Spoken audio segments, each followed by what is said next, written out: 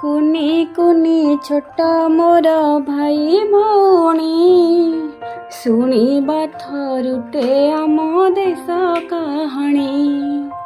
ସୁଜଳା ସୁଫଳା ଆମ ସୁନାର ଦେଶ, ଗଢ଼ିବାକୁ ଲାଗିଥିଲେ କେତେ ମଣିଷ।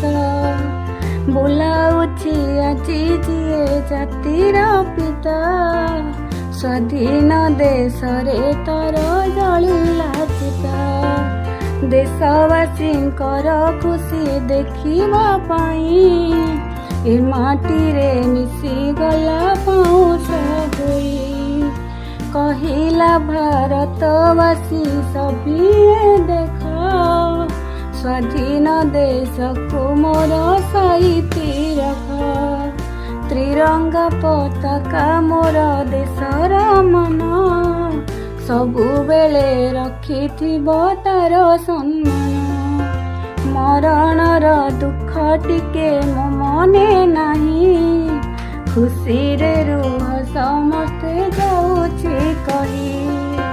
ଏପରି ଥିଲେ ଆମର ଜାତିର ପିତା, ନିଜ ପାଇଁ ତିଳେ ହେଲେ ନଥିଲା ଚିନ୍ତା।